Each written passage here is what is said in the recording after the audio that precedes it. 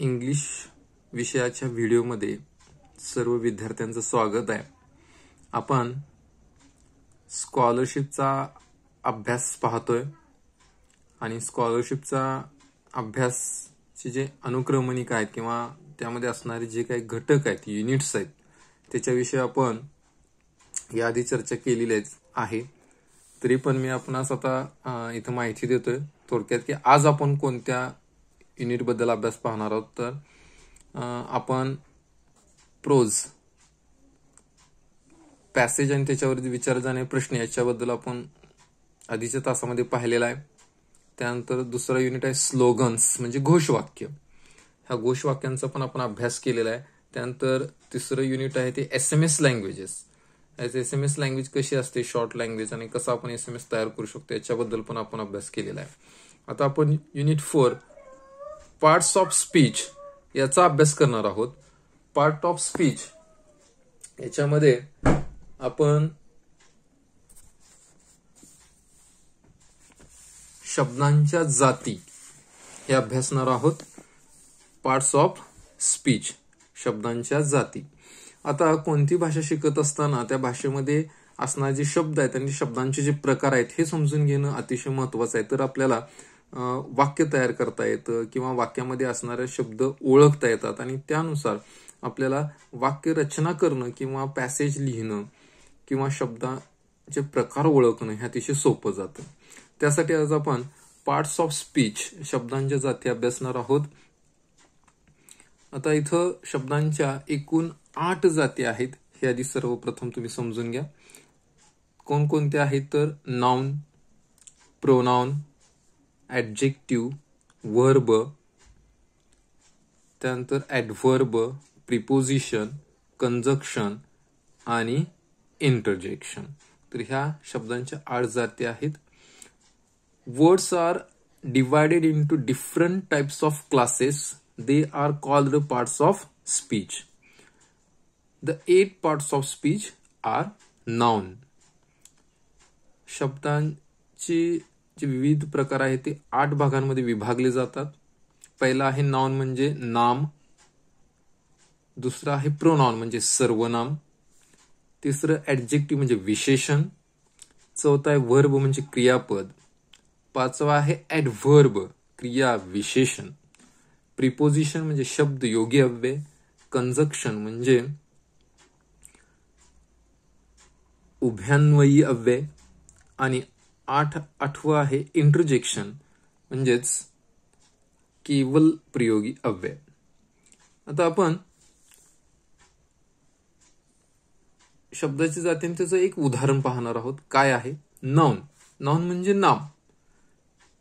एखादी वस्तू, व्यक्ती, ठिकाण, नदी, गाव यांना देण्यात आलेलं जे नाव आहे त्याला नाउन किंवा नाम असं आपण म्हणतो. A noun is a word used as the name of a person, place or thing. Example Ram, king, Mumbai, river, cow, honor, courage, etc. All these are the examples of noun. Kinds of noun. नामाच्या जाती किंवा नामाचे जे प्रकार आहेत, kinds of nouns, नामाचे प्रकार आहेत. किती प्रकार आहेत? इथं 4 प्रकार आहेत. अ प्रॉपर नाउन, नाम आणि नामाचे हे 4 प्रकार. आता नामामध्ये आपण हे 4 प्रकार अभ्यासतोय. प्रॉपर नाउन म्हणजे विशेष नाम. आता विशेष नाम कशाला म्हणायचं? What is the definition of it? A pronoun is the name of some particular person or place. म्हणजे विशेष नाम हे काय आहे तर विशेष नाम हे एखाद्या व्यक्तीला किंवा ठिकाणाला जे त्याचं जे एक विशेष नाम, वेगळं नाम देण्यात आलेलं आहे त्याला म्हणायचं विशेष नाम. For example Hari. Hari is a name of person, व्यक्ती आहे, पण त्याचं नाव काय आहे, कोणत्या नावानं तो ओळखला जातो? विशेष नाम त्याचं हरी. गंगा, नदी आहे, रिव्हर, हे कॉमन नाव नाही नदी, रिव्हर म्हणजे, आणि त्या नदीला कोणतं नाव देण्यात आलेलं आहे? Ganga. That is the proper नाव. पर्वत आहे, त्याचं नाव आहे हिमालया. माउंटेन हे त्याचं कॉमन नाउन आणि त्याला देण्यात आलेलं जे नाव आहे हिमालय हे काय आहे त्याचं विशेष नाम आहे. इंडिया देश country, country is a common noun but which country which name was given to that nation or country India. Then India is a proper noun विशेष नाम. Second type of noun is a common noun सामान्य नाम. A common noun is a name given in common to every person or thing of the same class or kind. ते सामान्य नाम म्हणजे काय तर सामान्य नाम हे एक नाव आहे की जे देण्यात आलेलं असते सामान्यपणे एखादी व्यक्ती वस्तू एखादा वर्ग किंवा एखादा वस्तूचा प्रकार याला जे देण्यात आलं जे नाव आहे ते काय सामान्य नाम. फॉर एक्झाम्पल बॉय मुलगा हे कॉमन नाव आहे मग त्याला वेगळं जे नाव असेल ते त्याचं विशेष नाव. रिव्हर नदी हे कॉमन नाव आहे आणि त्याला जर नाव गंगा देण्यात आलं असेल तर त्याचं ते गंगा हे नाव विशेष नाम झालं. Mountain mountain is a common noun आणि त्याचं नाव जर हिमालय असेल तर मग ते त्याचं विशेष नाम झालं. कंट्री देश देश कंट्री हे कॉमन नाउन आहे आणि त्याला जर इंडिया हे नाव असेल किंवा इंग्लंड असेल तर ते त्याचं विशेष नाम झालं असं. Third type is a collective नाव. कलेक्टिव्ह या शब्दावरून तुमच्या लक्षात आले समूह दर्शक नाव. A collective noun is the name of a number of persons or things taken together and spoken of as one whole. Collective noun म्हणजे काय समूहदर्शक नाव. समूहदर्शक नामाची व्याख्या काय आहे हे असं नाम की ज्याच्यामध्ये एखादी वस्तू व्यक्ती हे एकत्रित असतात म्हणजे एकत्रितपणे त्यांना ज्या नावानं संबोधलं जातं तो जो शब्द आहे that word is called a collective noun. For example a fleet an army, a herd, crowd, team. Team म्हणजे काय संघ, क्राऊड म्हणजे काय घोळका गर्दी, हर्ड म्हणजे कळप, आर्मी म्हणजेच काय तर सैन्यांचा एक विभाग दॅट इज कॉल्ड आर्मी. अशा पद्धतीनं समूहवाचक शब्द. नंबर 4 अन ॲब्स्ट्रॅक्ट नाउन भाववाचक नाम. भाववाचक नाम म्हणजे काय तर is usually the name of a quality action और स्टेट. म्हणजे ॲब्स्ट्रॅक्ट नाउन म्हणजे भाववाचक नाम हे काय आहे इट्स क्वालिटी गुण आहेत, गुण कृती आणि असणारा त्याचा जो स्थायी भाव आहे ते. Quality kindness honesty wisdom darkness quality गुणधर्म आले. ऍक्शन कृती movement judgement theft laughter etcetera. आणि स्टेट असणार त्याचा भाव काय boyhood youth death poverty etcetera. All these are the abstract nouns. आता हे झाले नामाचे प्रकार. आता याच पद्धतीने आपण पार्ट ऑफ स्पीच मध्ये असणारे जे बाकीचे प्रकार आहेत शब्दांची जाते त्यांची सुद्धा प्रकार पाहणार आहोत आपण. प्रोनाउन सर्वनाम. A pronoun is a word used instead of a noun. नामाऐवजी वापरल्या जाणाऱ्या शब्दांना सर्वनाम म्हणतात. I we you she he it they my mine me our us his him her hers its their then etcetera. Then third one is adjective विशेषण. An adjective is a word used to add something to the meaning of a noun. विशेषण म्हणजे काय तर adjective is a word असा एक शब्द की जो वापरला जातो कशासाठी to add something to the meaning of a noun. म्हणजे नामाबद्दल अधिक माहिती सांगण्याचं काम करण्यासाठी जो शब्द वापरला जातो त्याला म्हणायचं विशेषण. आता त्याचे प्रकार आहेत. Adjective of quality. Adjective of quality गुणदर्शक जे विशेषण आहे ते. Adjective of quantity. क्वांटिटी म्हणजे संख्या दर्शवणारे. आता क्वालिटीसाठी काय लार्ज स्मॉल ऑनेस्ट ब्युटिफुल म्हणजे त्यातून गुण कळतायत. आणि क्वांटिटी म्हणजे काय त्यामधील संख्या कळते, म्हणजे किती आहे ती संख्या एखादी वस्तू. सम थोडी आहे, मच जास्त आहे, लिटल आहे, थोडी आहे, ग्रेट आहे, मोठ्या प्रमाणात आहे, हाफ अर्धे आहे, होल आहे, पूर्ण आहे, एक्सेट्रा. तर त्याच पद्धतीनं ऍडजेक्टिव्ह ऑफ नंबर, तिसरा प्रकार आहे ऍडजेक्टिव्ह ऑफ नंबर. संख्यावाचक आहे विशेषण हे. काय? Adjective of number show how many persons or things. How many persons or things, किती एखादी व्यक्ती किंवा वस्तू ह्या किती आहेत. 5 आहेत, फ्यू आहेत, मेनी आहेत. फर्स्ट म्हणजे नंबर संख्येमध्ये किती आहेत हे सांगण्याचं काम जो शब्द करेल त्याला म्हणायचं ऍडजेक्टिव्ह ऑफ नंबर. आता याचे प्रकार आहेत. Numeral adjective are of 3 kinds. आता ह्या संख्यावाचक जे विशेषण आहे त्याचे आणखी किती प्रकार पडतात इथं? 5 प्रकार. Definite numeral adjectives, indefinite numerals adjectives, then distributive numeral adjectives, demonstrative adjectives and interrogative adjectives. हे त्याचे आणखी 5 प्रकार पडतात. त्यानंतर नंबर 4 वर्ब, क्रियापद. A verb is the word used to express an action or state. म्हणजे जो शब्द कृती दर्शवतो त्या शब्दाला क्रियापद म्हणायचं. वेंट जाणे, हॅव असणे, इज आहे, हॅज बीन टीचिंग तो शिकवत आलेला आहे. नंबर 5 ऍडवर्ब, क्रिया विशेषण. An adverb is a word used to add something the meaning of a verb. म्हणजे जे क्रियापद आहे त्या क्रियापदाबद्दल अधिक माहिती सांगण्याचं काम जो शब्द करतो त्याला म्हणायचं क्रियाविशेषण.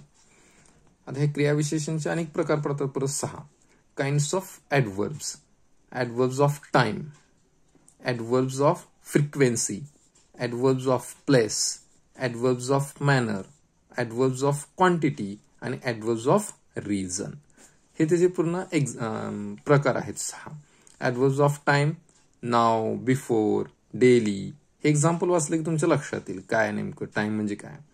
ऍडवर्ब्स ऑफ फ्रिक्वेन्सी, त्याच्यात असणारी जी काही फ्रिक्वेन्सी आहे म्हणजे वारंवारता किती आहे? Twice, once, often, seldom.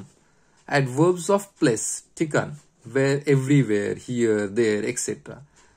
Adverbs of manner, clearly, sadly, bravely. then adverbs of quantity, संख्यावाचक क्रियाविशेषण काय? क्वांटिटी काय? Quite, enough, almost. adverbs of reason, कारण, hence, therefore. हे त्याचे एक्झाम्पल्स आहेत. 6 इज अ प्रिपोजिशन, शब्दयोगी अव्यय. आता याची डेफिनेशन काय आहे बघा. A preposition is a word used with a noun or pronoun to show how the person or thing denoted by the noun or pronoun stands in relation to something else. आता preposition हे काय करतं तर वाक्यामधील जे असणारे noun आणि जे pronoun आहे ह्यांचा संबंध दर्शवण्याचं काम हे प्रिपोजिशन करत असते. म्हणजे in, on. For example, Raju is on the stair. Raju is on the mat. म्हणजे राजू आणि मॅट हे जे आहेत यांचा संबंध जोडण्याचं काम कोण करतोय तर ऑन हे प्रिपोजिशन आहे. म्हणजे नाम वाक्यामध्ये जे काही नाम असेल, जे सर्वनाम असेल त्यांचा संबंध वाक्याशी जोडण्याचं काम, त्यांच्यातला असताना संबंध दर्शवण्याचं काम हे कोण करत असते तर हा प्रिपोजिशन करत असतं. 7th कंजक्शन, उभयान्वयी अव्यय. A conjunction is a word used to join words or sentences. आता शब्द किंवा वाक्य जोडण्याचं काम हे कंजक्शन करत असते म्हणून त्याला उभयान्वयी अव्यय म्हणायचं.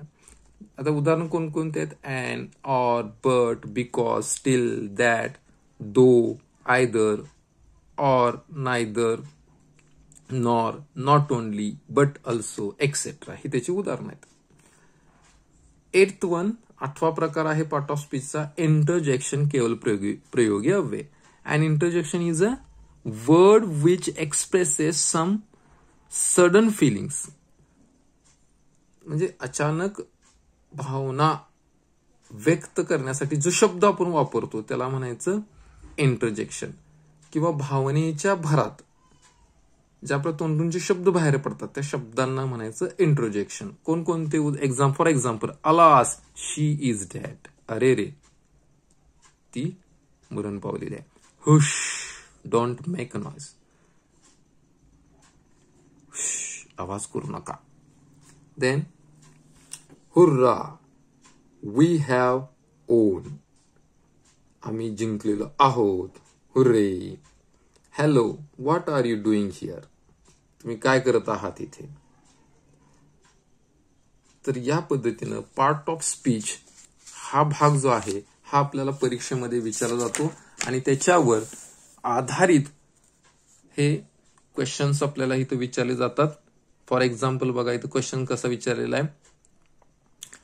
Instruction, indicate to what part of speech the underlined word belongs in the following sentences. For question 1A, question 1, he was gone out for a drive.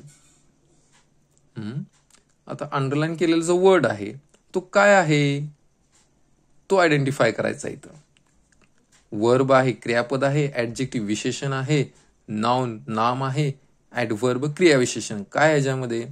He has gone out for a drive. Drive करणे म्हणजे काय?